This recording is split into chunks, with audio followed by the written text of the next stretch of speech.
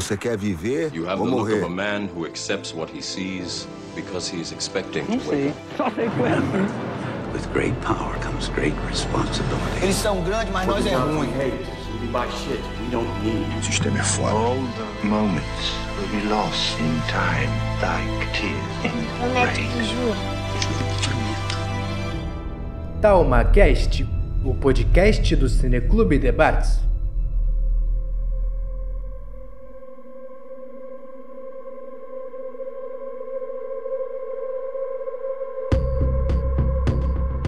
Saudações a você que nos escuta, que deu play e se lançou nessa jornada conosco. Meu nome é Rafael Tardim, sou filósofo e coordenador do projeto de extensão que dá nome a este podcast.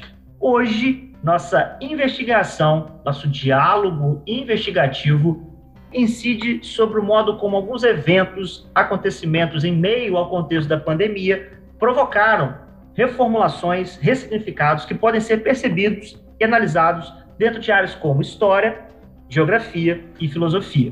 Salve, meus amigos, eu sou o Will, aluno do curso Tecnólogo em Gastronomia do IFE do campus de Cabo Frio. Então, era só isso que eu tinha para dizer.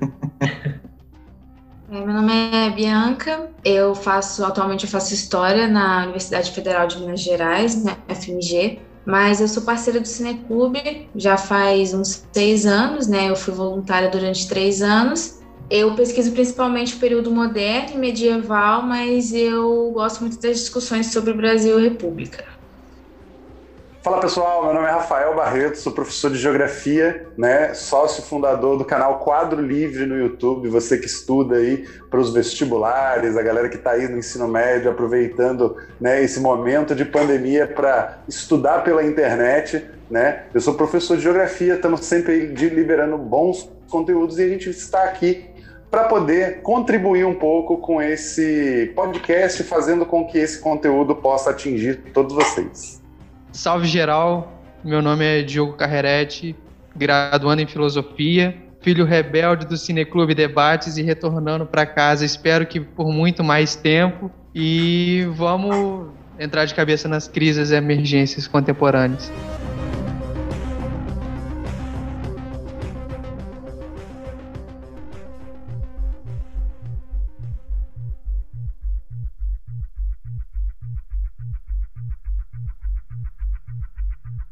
É isso, meus amigos. Vamos lá. A pandemia de Covid-19 causou uma ruptura que ficará marcada na civilização humana.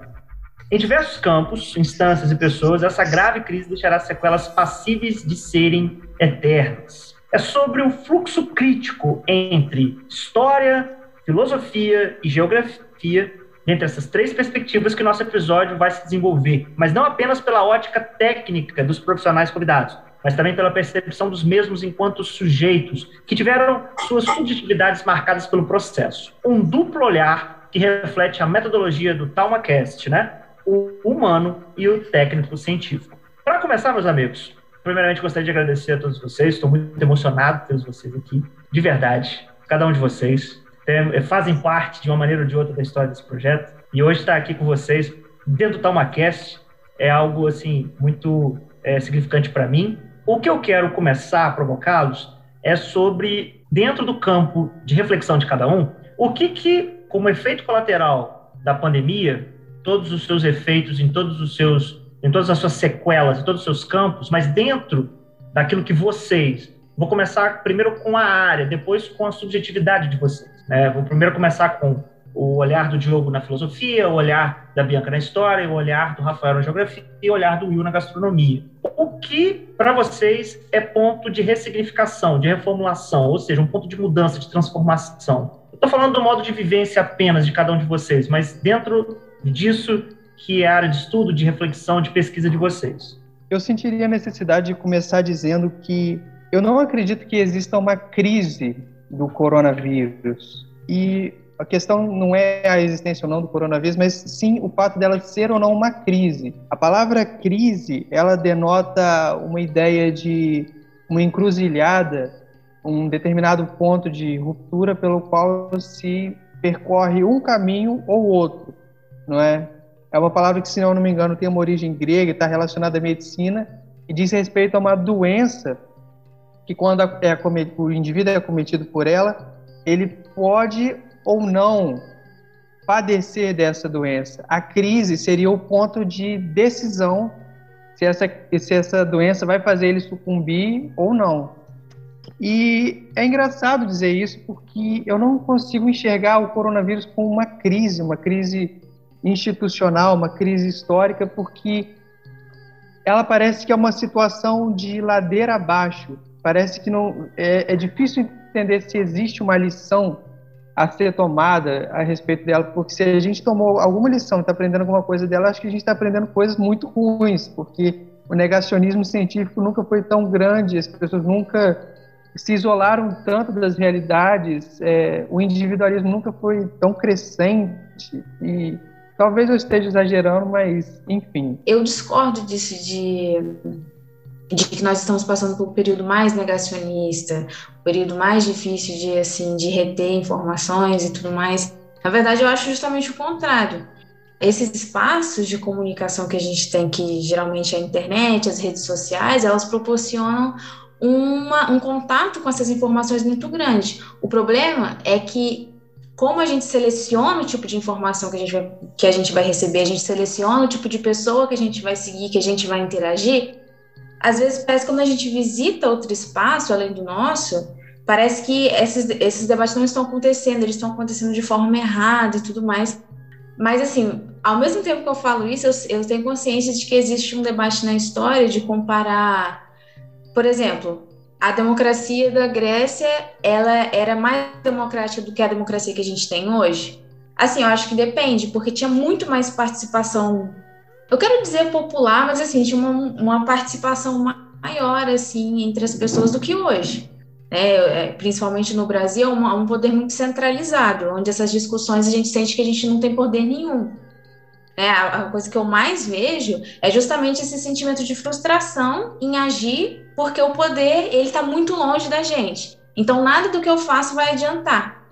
E aí que surge essas questões de que você pode falar qualquer coisa, você pode negar qualquer coisa, e às vezes você faz esse barulho assim na internet e parece que não vai surgir nada, porque quem tem o poder de fazer alguma coisa não é a gente. Então, assim, eu sei que tem isso de, talvez em algum outro momento, em alguma outra época, essa participação fosse mais ativa, e hoje a gente se sente meio incapaz, porque a gente vê essas coisas acontecendo, né? Esses negacionismo, individualismo, essas informações erradas acontecendo, e parece que a gente tem esse sentimento de incapacidade. Mas a gente tem sempre um lugar, mesmo que não seja aquele lugar de transformação. É uma transformação na comunidade, de certa forma. Bom, assim, da minha parte, pegando até um pouco o ponto do que o Diogo falou, essa questão do individualismo, como a pandemia mexeu comigo dentro dessa questão do individualismo, né? Porque a pandemia chegou no momento que eu pisei dentro do Instituto Federal Fluminense. Foi uma coisa muito maluca. Eu assisti uma semana de aula em Cabo Frio, tive que retornar para o Rio por conta da pandemia. Então, eu já estava num processo muito maluco, eu morava em uma república, com amigos, então eu deixei de estar morando com esses amigos, passei a morar só com a minha companheira, e entrou a gastronomia na minha vida de uma forma que eu não consigo nem explicar direito. Hoje, parafraseando a professora Vanessa Santos, eu vejo gastronomia em tudo. Qualquer lado que eu olho, eu vejo comida. Se eu estou lendo um livro de história, eu estou ali buscando referências e pontos que falam de comida, que falam de gastronomia. Se eu assisto um filme, eu e o Rafa, a gente até brinca aqui, pô, tu conseguiu falar de comida no filme de Interestelar, que só tem milho. Mas em cima de um filme que eu já assisti milhões de vezes, reassistindo, falei, putz, só vi comida no filme. O pessoal indo viajar, falei, caramba, o que esse povo tá levando para comer no meio dessa viagem? Então, mas a comida, ela já é um processo que já está na minha vida. Eu só não tive o foco ali.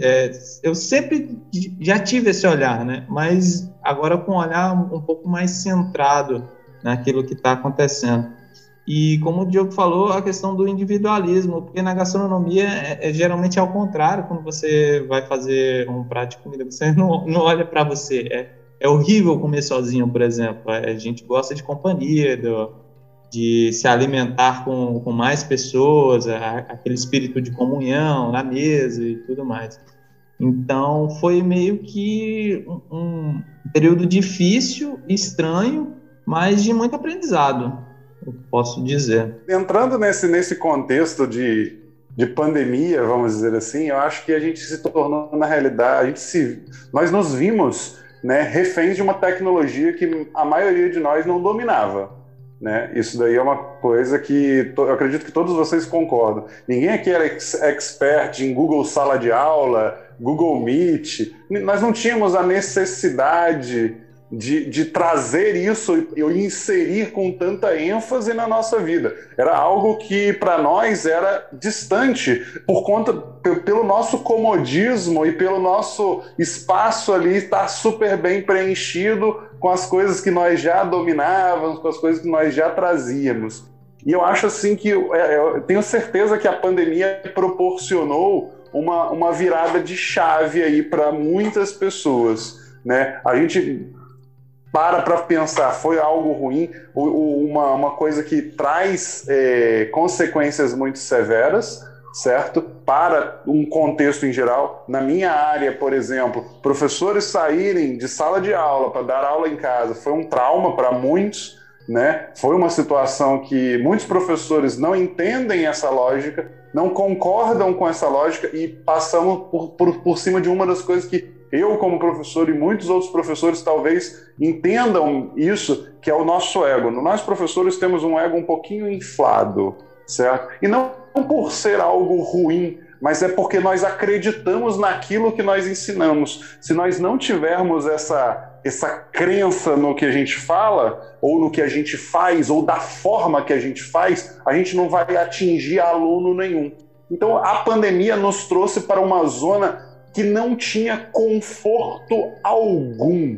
Isso foi a grande marca da pandemia na minha vida e nas coisas que... na vida da maioria dos professores, talvez até dos alunos também, né? E o mais assustador que eu vi da pandemia, assim, chegando dentro desse contexto, né, que eu vivenciei, foi entrar num mundo que muitos não conheciam. Vocês falaram sobre o negacionismo, a ideia do negacionismo, ou aquilo que a gente vê, ou como a gente vê na internet. E até que ponto vem a questão, até que ponto realmente eu, como indivíduo, escolho o que eu assisto na internet. Até que ponto que aquilo ali não está realmente me levando ou me conduzindo para o caminho que uma inteligência artificial do YouTube precisa, uma inteligência artificial de redes sociais estão ali presentes, e isso talvez dificulte o nosso pensamento crítico. Eu gosto muito de discutir inúmeras coisas. Na geografia a gente acaba, né, englobando áreas diferentes, mas muitas vezes quando você passa por uma área,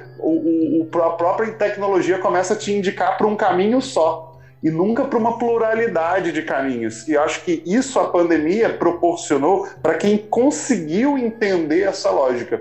Hoje eu consigo ver a internet dentro desse contexto de pandemia, essa tecnologia no contexto de pandemia, como algo que contribuiu muito. Mas, ao mesmo tempo, para as pessoas que não compreenderam as possibilidades, os leques de opções que a internet dá, né, isso também gerou muitos reféns e gerou pessoas mais radicais, pessoas mais dentro de bolhas específicas, e a pandemia, então, ela tem seu lado bom e seu lado negativo. Mas o mais interessante é a gente pensar que o lado bom e o lado ruim da pandemia, ele já existia antes dela. Só que dentro de um contexto em que todos nós estamos num desconforto, né, de não dominar, seja a tecnologia ou seja as coisas que foram propostas durante a pandemia, acabamos ficando mais vulneráveis a situações que nos dificultava, né, até no dia a dia. Então, acho que o sair da zona de conforto foi a grande marca que a pandemia deixou, não só para mim, mas principalmente para a galera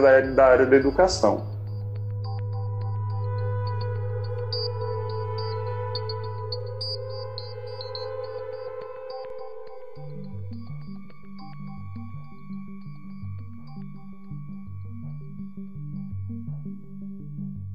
Obviamente, já está rolando coisa interessante aqui no que vocês estão dizendo, mas eu queria especificar, por exemplo, Rafa, o que dentro da geografia você acredita dentro do contexto da pandemia que aconteceu, dinâmica, geopolítica, enfim, o que você indicaria de termos que foi mais relevante de mudança, o que foi mais relevante que te também chamou atenção a todos da área, o que realmente fez a cabeça da galera da geografia borbulhar, opa, isso aqui realmente é novo, ou não teve isso, o que a gente teve foi uma reedição de crises antigas por causa da pandemia. Sem dúvida, eu acho que o acesso à informação na pandemia ficou maior, né? E a geografia, não só a parte de geografia, mas também a parte de atualidades, que eu também sou professor da área de atualidades, né?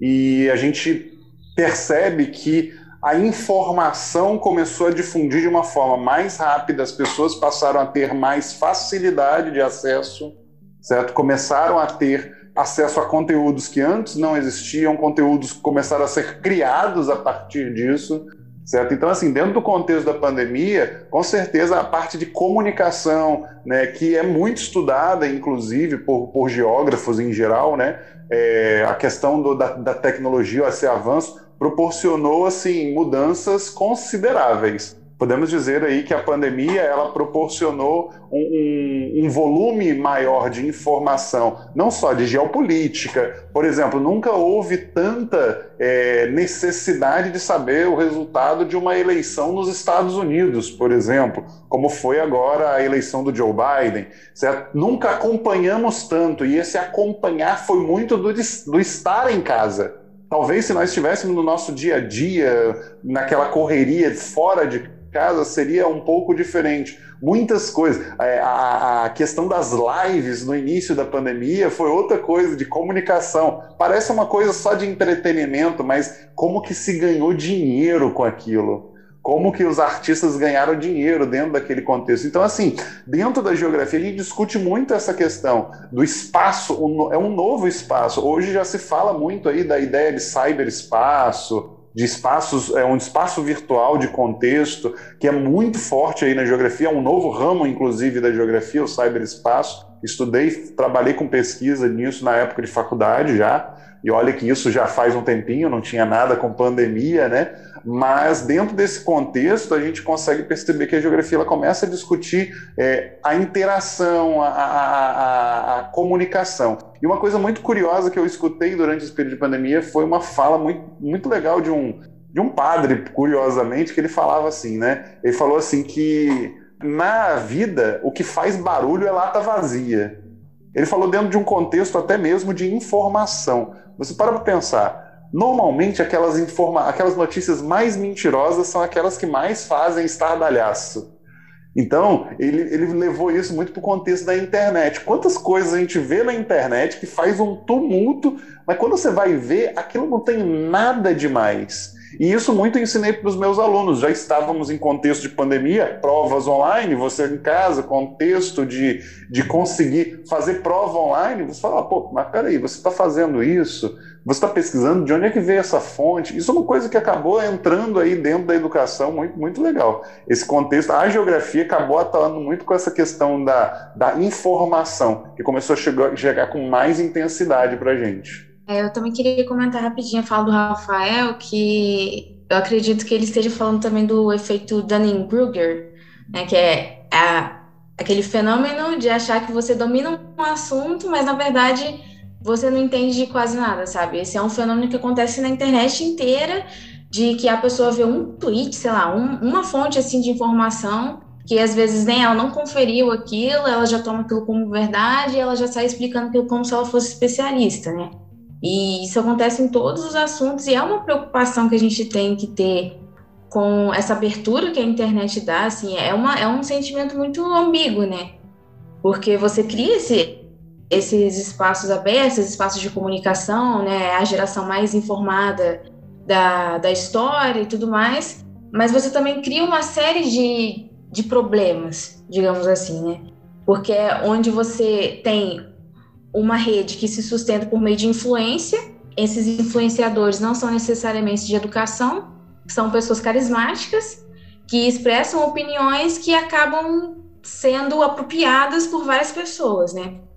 Mas, Bianca, dentro disso que você está estudando, disso que você está pesquisando, disso que você está se interessando e que você está construindo dentro da sua graduação, o que você nota e percebe de ponto fora da curva, né? De uma coisa que não é especulação, mas é uma coisa que aconteceu graças à pandemia, não só no Brasil, fora do Brasil também, que você considera, poxa, isso aqui realmente é um ponto fora da curva, isso pode ser um divisor de águas, isso permite que a gente, dentro dessa ótica metodológica da história, né, que é diferente da geografia, que é diferente da filosofia, que é diferente da gastronomia, o que isso, você consegue identificar um ponto, esse ponto fora da curva aí, que, isso aqui vai exigir um olhar muito mais penetrante em termos de estudo e pesquisa, porque isso aqui demarcou antes e depois, ou não? Ou isso é mais do mesmo?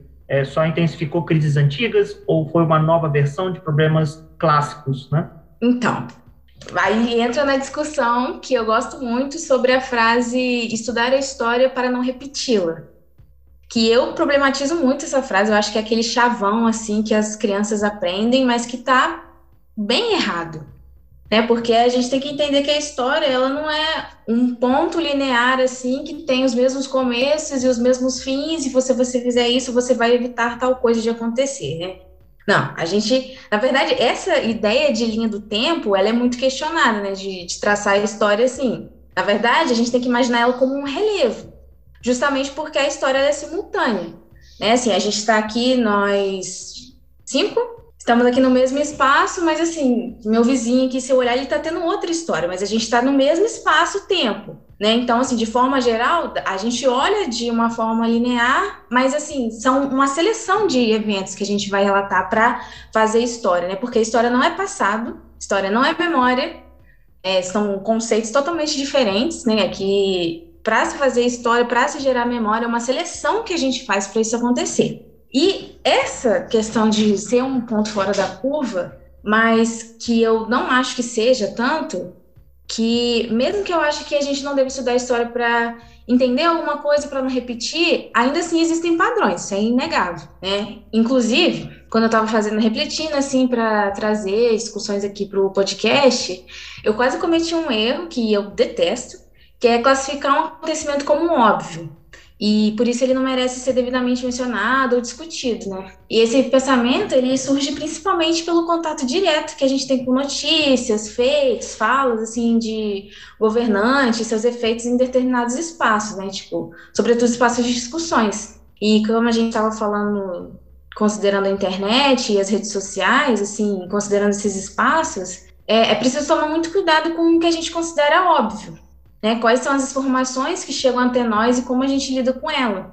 Porque também é uma questão que os historiadores têm que tratar, que as notícias que a gente tem hoje, elas vêm muito fácil. Mas daqui 50 anos, pesquisar sobre a pandemia do Covid-19 vai ter que fazer uma seleção muito maior, sabe? E num acervo de documentos, e num acervo de história oral e tudo mais. Então, o que para agora, assim, parece... Sabe, tem um contato muito direto, parece ser muito óbvio, a gente não deve considerar, isso é um erro, sabe? Tipo, então, a mesma notícia que chega de várias maneiras para diversas bolhas, e, tipo, cada bolha lida com ela de maneira diferente. Então, considerar, tipo, essas coisas óbvias, que são extremamente subjetivas, é um detalhe que o historiador ele deve tomar muito cuidado, tipo, orientar as pessoas para que isso não aconteça, né? O debate historiográfico do tempo presente... ter em mente que a imaginação sociológica, ela não vem tão facilmente, né? Tipo, imaginação sociológica é olhar para um objeto como um terceiro. Geralmente um objeto que você é familiarizado, né? Tipo, você está inserido numa sociedade, mas para fazer a imaginação sociológica você tem que ter um olhar de fora. E nesse período que a gente está passando, esse não é um exercício fácil, né? Tipo, em nenhum contexto a imaginação sociológica é fácil. Assim, estando em contato direto com o objeto, tipo, a tarefa ainda fica ainda mais árdua. Eu tô falando tudo isso, mas eu quero dizer principalmente duas coisas, né? O que pode ser considerado óbvio, tipo, um conceito, um acontecimento, um imaginário, ele sofreu um processo de pesquisa extenso e disputas por legitimação. Assim, por exemplo, quando o Holocausto ele ser considerado um fato, né, uma questão que o próprio Cineclube mesmo já tratou, com a associação do filme Negação, né, e também já existiu uma época que se discutia se pessoas escravizadas durante o período colonial e ali durante a independência, se eles gostavam de estar naquela condição. E são coisas que pra gente, hoje a gente solta, não, mas isso é óbvio, não, mas isso é uma coisa assim que já está no subconsciente. E eu tô falando isso justamente porque eu queria trazer a questão da epidemia de meningite dos anos 70, da ditadura militar. Eu até anotei aqui, Rafael, quando você falou que a pandemia de Covid-19 ela vai ficar marcada, ela vai mudar para sempre. E assim, não é uma certeza isso. A gente fala isso agora porque a gente está nesse contexto, a gente quer que ele seja relevante, sabe? Além de a gente entender a importância, a gente quer que ele seja relevante para a história. Mas eu entendo que essa pandemia, por exemplo, ela foi muito censurada durante esse período. É uma epidemia que muitas pessoas não têm conhecimento que isso aconteceu. E não faz nem, muito menos de 100 anos. A segunda coisa que eu queria falar é que o que garante isso é a liberdade de imprensa, é a liberdade de informação. E falando de novo da questão da internet, é onde isso acontece, mas ao mesmo tempo existe muita abertura para que notícias falsas se espalhem e principalmente pessoas defendam isso com terror político. A questão do Big Data hoje em dia, né, que se produz muita informação, que parece que é o problema que vai ser amanhã, né, esse volume muito grande de informação que se produz para filtrar depois vai ser complicado mesmo. Essa questão de ponto fora da curva é uma, como a gente tinha comentado antes, de, estudar a história do tempo presente é difícil porque a gente começa um processo de comparação. E a comparação na história ela é muito criticada. E agora, nesse contexto, a gente está comparando muito com países estrangeiros. E, às vezes, esses países são países que têm um processo histórico totalmente diferente, né? Eu sempre uso esse exemplo, que comparação não é o melhor método de fazer um debate historiográfico, porque, assim, por exemplo, na Noruega, no século XIX, acho que já estava na casa dos 900% da população que já estava totalmente alfabetizado. E aqui no Brasil ainda não tinha escola, e acho que 4% ainda estavam começando esse processo de alfabetização. Então, não tem como a gente pegar um modelo educacional agora, pegar um modelo de saúde desses países e tentar comparar, né? Então, assim, o historiador agora ele ainda está tomando essa posição de cuidado, essa posição de observação, justamente porque não tem como a gente definir, não tem como a gente prever, que historiador também não é evidente.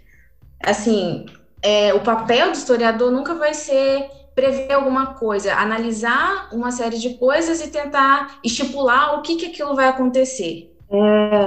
Mas respondendo assim a pergunta que você tinha me feito sobre o ponto fora da curva, na verdade existe sim uma coisa que eu observei, que nessa epidemia de meningite nos anos 70, né, que ela começou mais ou menos em 1971 e só em 1974 que as pessoas foram tomar uma medida de verdade que não tinha mais como esconder. Os postos de saúde já estavam todos lotados, o Centro de Infectologia Emílio Ribas, se eu não me engano, ele já estava com milhares e milhares assim, de doentes cuidando. A censura nos jornais também não estava sendo contida o suficiente, né? Porque a censura na ditadura, para ocultar essa epidemia, ela ocorreu também muito na imprensa. A Folha de São Paulo, né, o Estadão, ele tem todo um acervo de todas as edições que foram censuradas. Eu recomendo muito, assim, para quem tem interesse. Assim, é só você pesquisar o dia, pesquisar o tema, qualquer coisa que seja de tortura, epidemia de meningite, alguma música que tenha sido censurada, né, porque muitos artistas também sofreram com isso.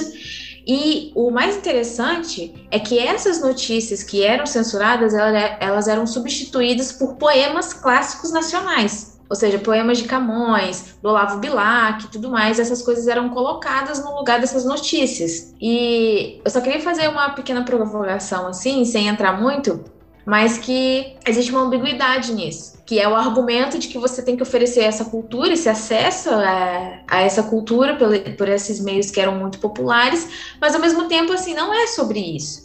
né? É ocultar uma coisa muito séria que atinge o cenário atual da população, assim, é deixar as pessoas no escuro para promover uma coisa que, na verdade, só está tentando maquiar uma atitude política. E o que essa epidemia me lembrou foi que teve um momento, durante a pandemia do Covid-19, que o governo atual, ele tentou censurar os dados. Isso aconteceu e só foi parado porque a globalização da mídia começou a criticar esse governo. E também com o acesso à internet, né, que a gente aqui falou um pouco dos problemas da internet, mas isso foi uma coisa muito positiva, de que a gente conseguiu ter acesso a isso, conseguiu fazer um barulho para que isso não acontecesse, né? O que aconteceu foi o seguinte, o governo ele parou de mostrar os dados acumulativos e começava a mostrar só os dados dos óbitos do dia. Então, se morreu 300 pessoas por dia e morreu 300 pessoas ontem, não ia mostrar total de óbitos 600, ia mostrar só os 300 e no outro dia zerar e mostrar o do dia de novo. E isso ia, com certeza, esconder a real situação que a gente estava passando, né? Então, o barulho que a gente pode fazer do nosso espaço, né, que, mais uma vez, eu retorno à fala que eu fiz de que a gente tem essa sensação de que a gente não consegue fazer nada justamente porque esse poder centralizado está sempre longe, às vezes não. Às vezes a gente consegue fazer uma manifestação de diversas formas, né? Então, esse ponto fora da curva que eu observo é que esse poder popular, ele acontece de várias maneiras, e de que na ditadura isso não é tão evidente, né? De que as pessoas meio que tinham que aceitar isso, né? É uma condição que acontece, assim, muito difícil de reverter. A única questão do herói nacional que eu ia comentar sobre isso é que mesmo com isso acontecendo, as pessoas ainda meio que ignoram, porque elas precisam dessa imagem.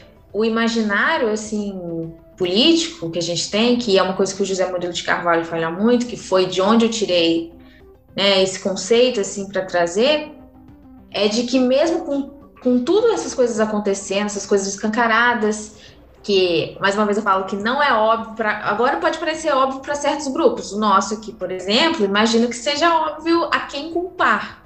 Mas para quem busca essa figura paterna, né, que o herói nacional nada mais é que uma figura paternalista de filhos carentes, é de justamente ignorar todas essas coisas para você ter um sentimento de proteção. Seja pela proteção da sua honra familiar, da sua honra religiosa, de que alguém está lutando por isso. E aí que eu queria perguntar, qual que é os poemas clássicos de hoje? Porque a censura que está acontecendo não é substituindo por esses elementos culturais, mas sim por outras notícias muito mais chocantes, que faz com que influenciadores de todos os espectros políticos acabam caindo nessas cortinas de fumaça, né? Que nada mais é do que isso, que é você pegar alguma coisa muito maior, cultural, política, esses projetos assim que do nada surgem, do nada são aprovados, projetos absurdos, que com certeza, né, muitas pessoas vão discordar justamente para afastar a atenção disso. Mesmo que a gente consiga chamar a atenção desses dados que estavam sendo censurados e eles tiveram que voltar, ainda existem muitas artimanhas do herói para ele manter essa imagem de proteção, para ele manter essa imagem de amado também. Que eu sempre vou defender que entre ser amado e temido, ser amado sempre vai ser a melhor opção, porque as pessoas vão te defender sem grandes medos, sem grandes preocupações, porque elas querem acreditar em você, elas acreditam em você. Muita coisa eu queria falar sobre o que você falou, e tem um elemento que eu comentei com o Diogo, que eu acho que, especulação minha, acho que vai ser um elemento fundamental para um entendimento do fenômeno, né, fenômeno bolsonarismo, um certo tipo de fundamentalismo religioso.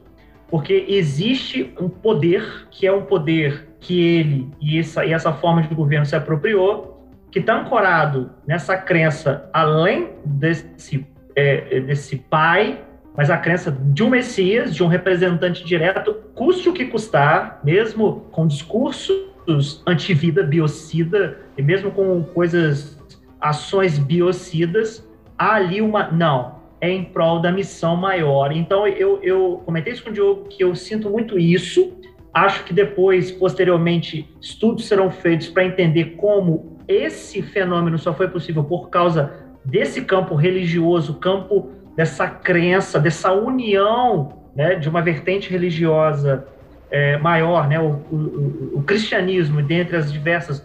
Teve ala do catolicismo, teve ala dentro do protestantismo que se uniu em prol de um símbolo dentro das igrejas, que a gente vê, aí vem as imagens marcantes e chocantes sobre algo que você nunca poderia imaginar que estaria vivo para testemunhar, de uma contradição lógica, uma contradição que transcende a racionalidade, a criticidade, e eu acho que o fundamentalismo religioso presente aqui, inclusive soltaram fizeram um memezinho, né? Pegaram uma imagem de um talibã e pegaram a imagem de uma política representante ela estava com 38, a bandeira e o negócio. Então, assim, 38, eu acho que era uma 38 e a cruz, 38, um negócio assim. Ou seja, são coisas visíveis e eu acho que isso depois vai dar pano para manga. Então, ou seja, a provocação que a Bianca faz realmente faz a gente pensar numa pauta posterior só para isso. E isso é muito comum dentro das sessões do Cine, né?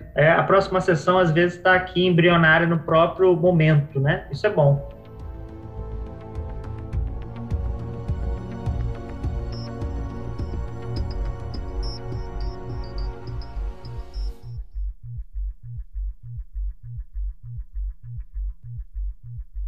Queria trazer o Will, porque o que acontece? Aí a gente já discutiu isso, né, Will, em outros episódios, que muitas pessoas têm um senso comum do que é gastronomia. Muita gente tem um senso comum do que é gastronomia.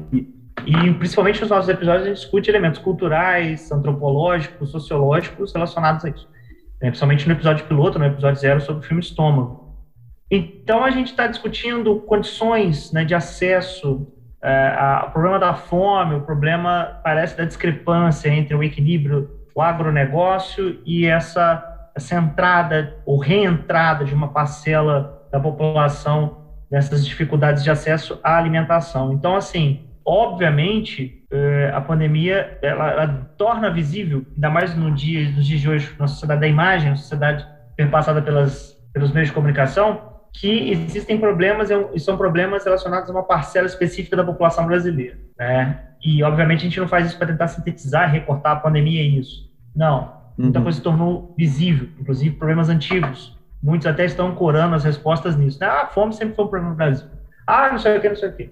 E aí, dentro dessa ótica, assim como eu falei para o Rafael e para a Bianca, o que teria sido esse ponto, ou foi uma reedição de problemas clássicos, como o discurso de muita gente fala, muita gente, inclusive, que defende que o governo atual não é culpado dessas coisas. Essas coisas é a pandemia. A pandemia é viva, ela é responsável por tudo. E aí eu queria saber o que você, dentro dessa pegada, dentro da sua área também, o que você identifica como esse ponto aí, ou não, ou é uma reedição desses problemas canônicos, né? Uma desculpa que a gente vê falando de atual governo, né? Uma desculpa, e é desculpa mesmo, muito bem usada, que a gente chegou já estava assim, né?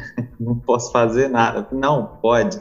Mas a questão da fome, que a gente tanto discute aqui, até o termo acadêmico, ele até não é nem fome mais que se utiliza, né? É insegurança alimentar. Mas a palavra fome, ela acaba sendo meio que universal. E ele é um problema que não é o problema só da pandemia. O Brasil não voltou para o mapa da fome só por conta da pandemia. A pandemia meio que pisou ali no acelerador um pouquinho e a gente conseguiu. Mas a gente já estava nesse processo desde, acho que do governo Temer, se não me engano. E começaram cortes em estruturas ali, chaves específicas montadas em governo passado. Quando a gente fala o Brasil sempre conviveu com a fome. Não sempre conviveu com a fome. O Brasil, ele teve períodos ali de governos que eu tenho que citar o governo do PT, tem críticas ao governo, mas foi um dos carros-chefe do governo, foi o combate à fome. Eles combateram a fome. Talvez faltou atacar outros pontos ali que estruturam a questão da fome no Brasil, que é a questão da distribuição de terra e tudo mais, mas eles conseguiram tirar o Brasil do mapa da fome, não envolvendo, por exemplo, igual a gente vê em outros países, por exemplo, que são o uso de super-ração, esses negócios, isso acontece, a ONU usa super-ração para combater fome em determinados pontos do mundo. Então, não, aqui eles conseguiram fazer uma estrutura muito bem feita, envolvendo a agricultura familiar. E aí eu tenho que entrar em outros pontos também, que dentro do curso da gastronomia, nesse tempo de pandemia, né, que foi o tempo que eu comecei a estudar, que foi mais focado para mim. O curso, ele não estava muito assim para a questão das técnicas de cozinha, apesar de eu ter tido essas aulas, né? Quando a gente fala em gastronomia, a gente vem na cabeça logo o chefe de cozinha, e não é bem assim, não é só o chefe. O chefe, ele é um dos milhares de elementos que se dá para trabalhar dentro da gastronomia. Às vezes a gente até brinca que a última coisa, talvez, que você possa fazer dentro da gastronomia é cozinhar. Porque tem o próprio campo de pesquisa, por exemplo, é um campo que precisa de gente ali produzindo alguma coisa e não se tem muito, né?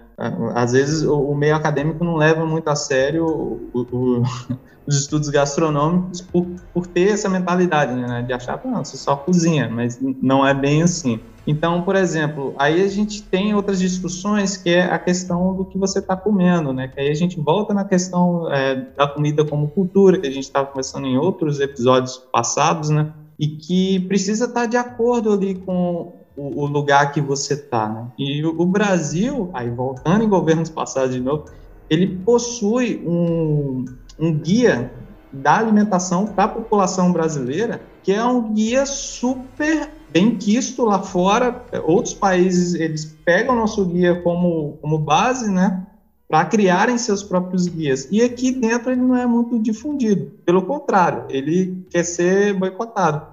Porque tem determinados termos lá que citam, que é a questão do ultraprocessado, que você tem que evitar de ter esse tipo de alimentação. E a alimentação tem muito a ver com a saúde nossa. E aí volta para a questão da pandemia. Se você não está se alimentando bem, a sua saúde mental também não vai estar ali muito bem, né? Você precisa... É o estágio inicial ali do seu bem-estar, né? Na pirâmide lá do Maslow. Você tem que suprir a sua necessidade inicial ali da fome para ir galgando novos estágios. E é difícil falar de comida hoje em dia no Brasil, que 55% da população não sabe o que vai comer amanhã. Então, é complicado falar assim, não, você tem que comer mais isso e menos isso, mas como você começa essa conversa se a pessoa às vezes não tem nem geladeira, gás para cozinhar? A quantidade de gente que sofreu queimaduras durante a pandemia, porque o valor do gás está lá em cima e a galera está cozinhando no álcool. Então, assim, é meio difícil pegar e falar, não, vou pegar a partir desse ponto, porque são várias coisas que estão ali emaranhadas numa engrenagem difícil.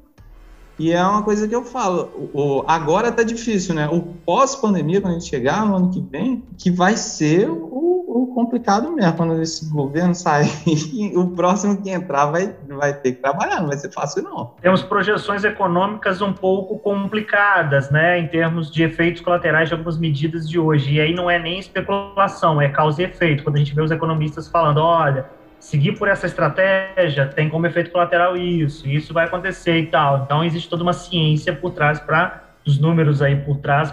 Diogo, todos eles falaram, e aí, no caso, o que eu queria ouvir de você é essa vontade de buscar um entendimento. As coisas não fazem sentido. E o que difere o filósofo da maioria das pessoas é que ele não consegue lidar com isso. Isso deixa ele fora de si. Não. Aí você fala, não, mas peraí, mas isso eu consigo fazer na história, isso eu consigo fazer na geografia? Então, a atitude filosófica, ela está em todos os campos, todas as áreas do conhecimento. Por isso que a filosofia é chamada de mãe de todas as ciências, porque ela estaria no âmago de todas elas, porque a atitude de se desdobrar diante do desconhecido, e estamos gravando esse podcast no meio de um processo pandêmico, singular para poucos, né, que podem testemunhar um evento como esse, que não acontece todo ano, tem um intervalo de tempo que acontece, então é singular a ótica, né, as experiências, os relatos de quem está vivendo.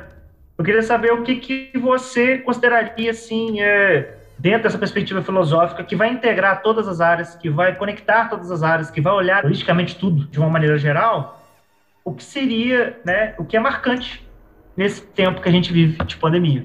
É engraçado, sabe? Porque eu sentiria vontade de começar dizendo que eu acho que a gente vive uma época muito antifilosófica, para ser franco. Teve certos elementos da fala de vocês que vocês colocaram essa questão da Big Data, das muitas informações, da falta de haver controle sobre isso, mais do que uma pessoa pode absorver, e, ao mesmo tempo, parece que as pessoas têm uma necessidade de dar uma opinião a respeito de tudo, de se posicionar a respeito de tudo, indiferente daquilo que fundamenta o ponto de vista dela. É como se fosse uma coisa absurda uma pessoa que fosse de esquerda ler algum material que fosse de direita.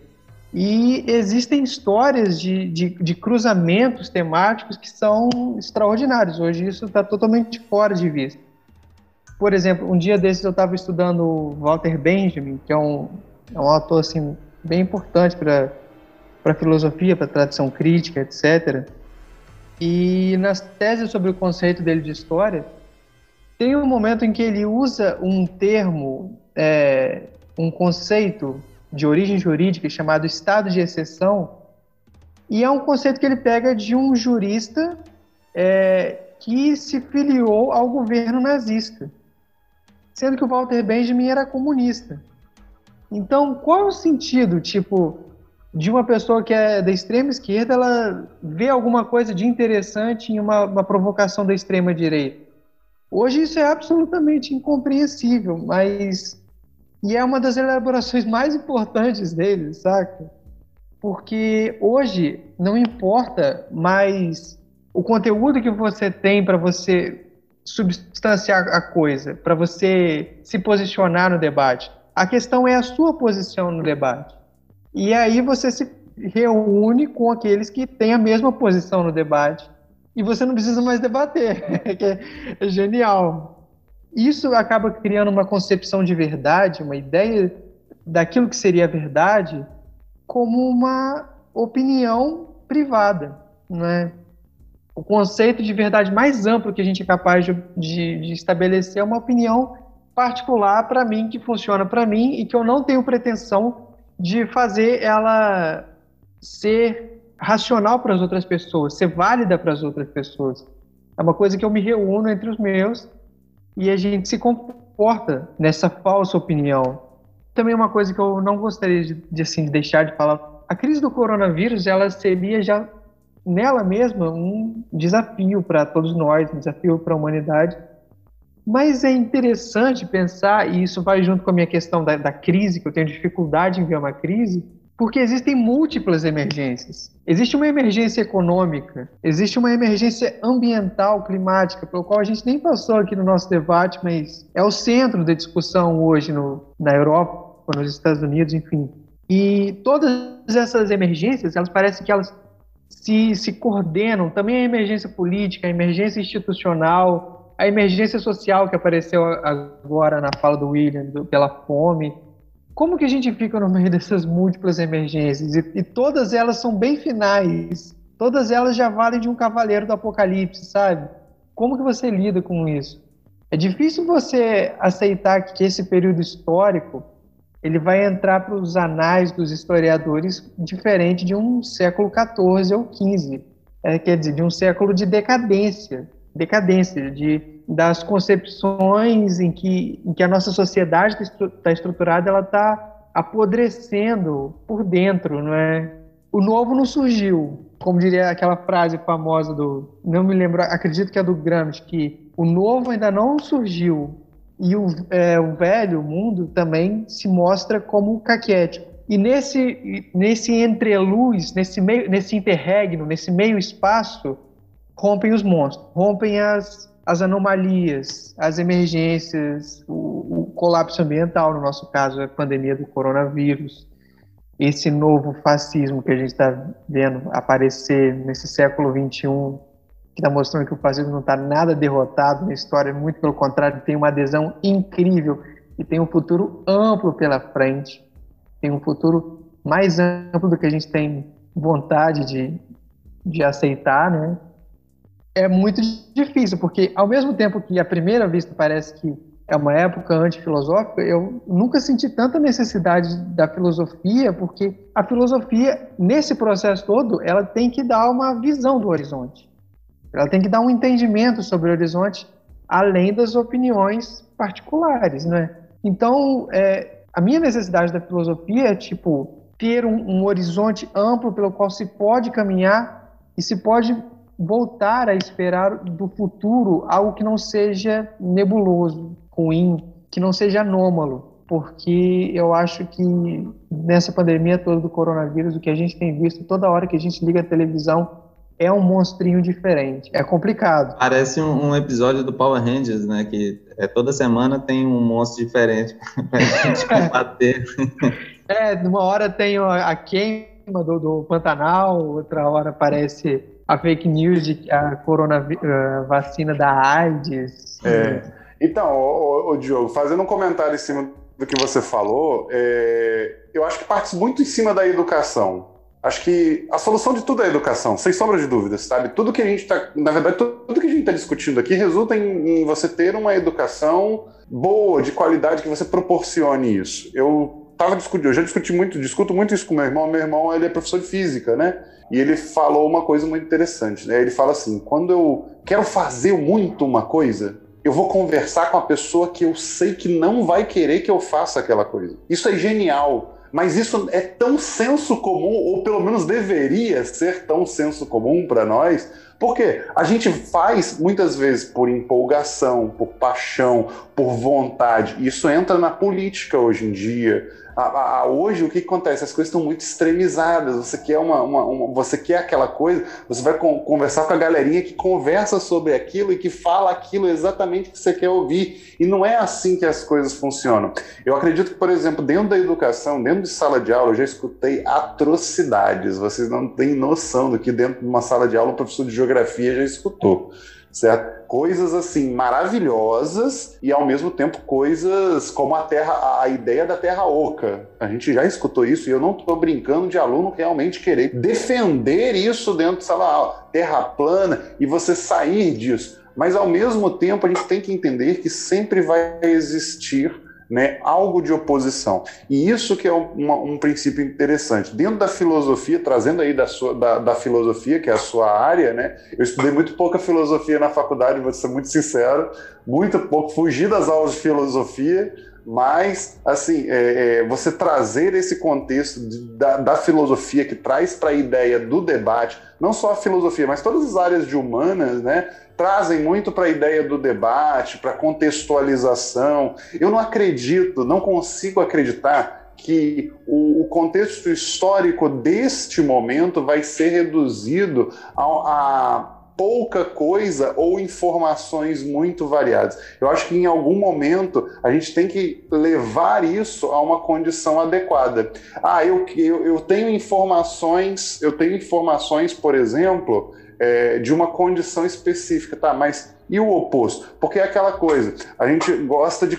A história, né? Entrando um pouquinho na ideia da história, a história ela conta fatos de um lado ou de um outro, visto por um ou visto por outro. Eu posso ter duas histórias diferentes do mesmo fato. Se você perguntar para uma pessoa na Rússia durante a Segunda Guerra qual foi a maior batalha, vai ser a Batalha de Stalingrado. Se você perguntar para um americano, vai ser a invasão da Normandia. E isso são contextos. Só que o mais interessante é que a gente fica, muitas vezes, tentando tirar o mérito das coisas dos outros. A gente não tem que necessariamente tirar o mérito, a gente tem que combater aquilo que é falso, com certeza. Isso aí é sem sombra de dúvida. O que é falso, porque o que é falso não é uma versão, certo? A gente entra na pandemia, a gente começou a achar que coisas falsas são opiniões ou são versões diferentes de um fato real, de uma coisa real. E não são. Coisas falsas são coisas falsas e elas acabam não se enquadrando. Então a gente acaba tendo que levar para esse contexto. Então eu acho que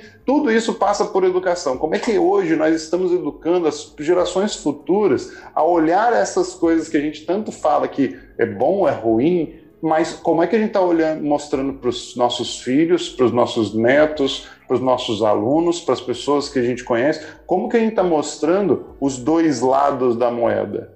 E é realmente, cara, porque, tipo, eu, por exemplo, eu vim de um curso de informática, licenciatura da computação, que é uma área completamente distinta da gastronomia.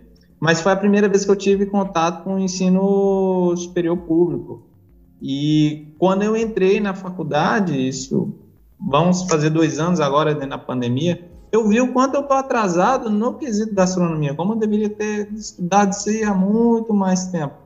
Então, o volume de informação que eu tenho para aprender é muito grande, um período muito curto de curso, mas só esse período muito curto de curso, como a minha cabeça já abriu de uma forma inexplicável. E é isso, sem educação, cara, se eu não tivesse entrado no curso, eu estaria parado no tempo, como vejo muita gente parada hoje em dia, assim, é meio que, tipo, eu luto todo dia para não ser ignorante. Mas é dentro desse contexto, William, que a gente tem que entender a educação. Eu falo muito isso, uma coisa que não é demagogia o que eu vou falar agora, tá? Eu sou professor por opção. Primeira coisa, porque eu tenho muitos colegas que viraram professor por falta de opção. Então, de professores que vêm por opção. Eu passei para engenharia na UERJ, eu passei para outros cursos em outras faculdades. Na minha época não tinha Enem, tá? O pessoal mais novo talvez não saiba o que é fazer 5, 6 vestibulares no ano para você conseguir passar em 2, ou às vezes você não conseguir passar, né? Para você entrar numa faculdade bacana e falar, mas eu fiz licenciatura, não quero nem falar que eu fiz geografia, eu fiz licenciatura por opção. Então eu sou professor, né, por opção. E uma grande condição que eu falo para isso é exatamente ter paixão, pela vontade de fazer aquilo ali. Quando eu falo para você que vai entrar numa sala de aula e, por exemplo, apontar pontos positivos em um governo, na aula de geografia, apontar pontos positivos num governo que eu não concordei, talvez na época que eu vivi esse período, ou algum que eu não concorde hoje, por exemplo, e eu ter que apontar pontos positivos, é necessário. Isso é a gente sair do nosso pedestal, porque a gente acha que tudo que a gente coloca, muitas vezes, é o certo. Professor, infelizmente, Rafael vai entender. Nós temos um ego um pouquinho aflorado. E como a gente fala, antigamente nós éramos a única fonte de informação. Por que o professor hoje ele não é tão atrativo para o aluno como ele era há décadas atrás? Não é porque a aula dele agora é ruim, é porque hoje a gente tem que entender que nós não somos mais a fonte de informação como nós éramos antigamente. Hoje em dia, o que acontece? O professor, ele é um mero... Eu falo que ele vai polir a informação que o aluno já tem. Porque é aquela velha história. Você chega lá e fala, quantos planetas tem no sistema solar? Se eu virar para você e falar, tem 8, Vênus, Plutão, Vênus, Terra, Marte, não sei o que, Júpiter e tal, aí você vai virar e o aluno vai levantar a mão e falar, mas professor, eu vi aqui na internet que são 14. Porque descobriram 2 na semana passada. É isso que a gente vai encontrar. Nós temos que entender que educação é algo que, primeiro, você tem que ter gosto por aquilo. Por isso que a gente acaba, muitas vezes, encontrando pessoas que entram num radicalismo dentro da educação. E muitas vezes a gente paga por isso. Não estou dizendo que na educação a gente não tem que ser radical. A gente tem que ser radical muitas vezes. Mas ser radical contra aquelas coisas que vão contra a educação. Mas não que possam agregar com um pensamento diferente do meu. E isso que é o mais importante. Quando eu estava falando, por exemplo, que quando eu quero uma coisa, quando você vai fazer uma coisa, meu irmão fala isso, né? Quando eu queria fazer uma coisa, a pessoa que eu vou conversar sobre aquilo é aquela pessoa que não vai querer que eu faça. Exatamente para eu olhar, eu ver uma ótica diferente. A gente está hoje em dia, nessas informações, a gente só procura a informação que a gente quer. E a tecnologia que hoje é o maior problema. Por quê? Se vocês pararem para pensar, hoje em dia a inteligência artificial é o que vai dominar o mundo. Tá? Hoje a inteligência artificial é o que domina o mundo. Se você parar para pensar, os grandes algoritmos hoje, eles te colocam dentro de bolhas. Se você der um clique numa página, você está lá no Instagram aleatório, clicou 2 vezes e curtiu uma foto de uma pessoa aleatória, aquilo ali vai começar a poluir a sua rede. Porque você indicou para aquela rede social que aquilo te interessa, que aquilo é da sua vontade. E isso é a grande questão. Poxa, será que tudo que eu tenho que assistir é só aquilo que realmente eu quero assistir? Essa é uma grande indignação que a gente tem. E na pandemia isso ficou mais aflorado, né? Será que o que eu tenho que assistir... A gente fala, por exemplo, a gente pode criticar 1000 vezes, por exemplo, uma emissora como a Globo, uma Record, um SBT, a gente pode criticar. Mas será que talvez não seja aquilo que eu estou precisando ver para combater aquilo que eu estou pensando? Ou para me fazer pensar diferente? O maior medo das pessoas não é conversar com uma pessoa diferente. O maior medo da pessoa é ter que mudar de opinião. As pessoas não têm coragem de falar assim, pô, verdade, não tô certo. Isso aqui não... Porque eles têm medo de ter que reconstruir tudo aquilo que eles já formaram, que eles já construíram. Isso é muito difícil. Fala aí, Diogo, você estava... Não, só uma coisa que eu tô pensando aqui desde a fala do Diogo e com a do Rafael, que eu acho que dá para complementar isso. Eu não sei se tem outra pessoa aqui que está fazendo graduação na pandemia, mas o espaço de discussão, ele está se distanciando muito e acaba que a gente fica em duas bolhas, né? A da internet, já que todo mundo tá, e essa aqui é a da turma. Então, esses espaços de discussões, eles acabam não acontecendo, acontece de forçado na chamada, e acontece um fenômeno que tem um estudo do Piaget, não sei se vocês estão familiarizados, mas que ele fala sobre meio que a evolução do raciocínio, a evolução do aprendizado. Ele começa ali falando de como as crianças, né, crianças assim de 10 meses até os 8 anos, assim, né, como que elas vão fazer o raciocínio por associação, geralmente associando a elas mesmas. E quando isso chega na adolescência, e esse processo ele volta na abstração. Quando a pessoa encontra um problema abstrato, seja de qualquer matéria que seja, mas ele usa um exemplo, acho que da matemática, mas eu vejo muito isso também na história, na filosofia, na geografia, que o adolescente ele volta a fazer o mesmo raciocínio de associação, de tentar associar um conceito imagético que ele tem familiaridade, só que a diferença é que o adolescente ele tem uma certa resistência a processar informações novas, principalmente se ele já tem um conceito sobre aquilo, principalmente uma coisa social. E eu percebo que alguns psicólogos eles falam que essa fase ela passa. Você tem um processo que essa fase de maturidade, ela vai ter que passar alguma hora, você vai ter que lidar com esse choque de abstração e ter uma abertura maior. Só que o que eu percebo agora é que uma primeira coisa que as gerações, todas principalmente no Brasil, elas não têm esse processo educacional, onde você vai entrar em contato com essas discussões e mais para frente você vai desenvolver uma maturidade maior. Então, esses espaços gerados na internet, né, de bolha, de dificultar ainda mais o debate, né, não dá para a gente falar de uma forma imperativa.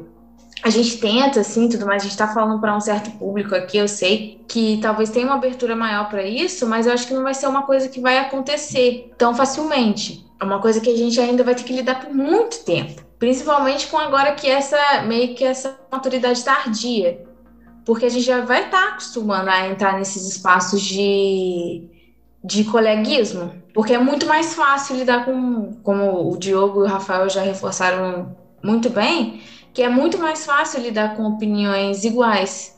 Eu entendo, assim, de onde vem essa vontade que a gente tem de falar dessa forma imperativa, né? Não, porque a gente tem que fazer isso, a gente tem que estimular, a gente tem que estimular mesmo, sabe? Mas é um trabalho que eu acho que não vai acontecer desse jeito. É uma coisa que a pandemia está dificultando muito. Voltando ao assunto da pandemia, quanto mais distante, quanto mais próximo do espaço virtual e do espaço virtual que seleciona as informações, que você também pode selecionar, é uma coisa que eu acho que só vai tender a crescer. Não acho que vai diminuir, sabe? É uma coisa que é um processo de transição da sociedade agora, esse boom da tecnologia, que vai dificultar ainda mais esses espaços de discussões. E é aí que o professor ele tem que voltar a ter essa confiança do aluno, né? Que, como o Rafael disse, que agora o professor ele não é a única fonte de informação, né? Ele é aquele que o aluno já vai questionar as informações que ele já tem.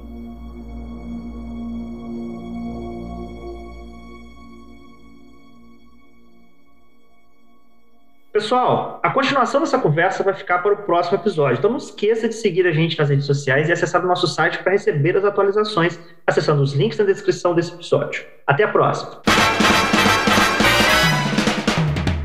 Você ouviu o TalmaCast, o podcast do Cineclube Debates.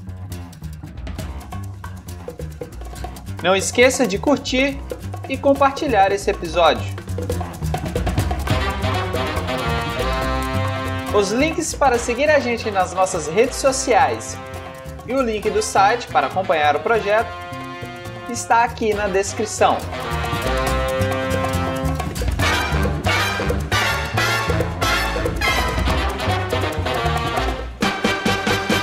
Quem assina essa edição é o William Gil, que no caso sou eu, ou Will.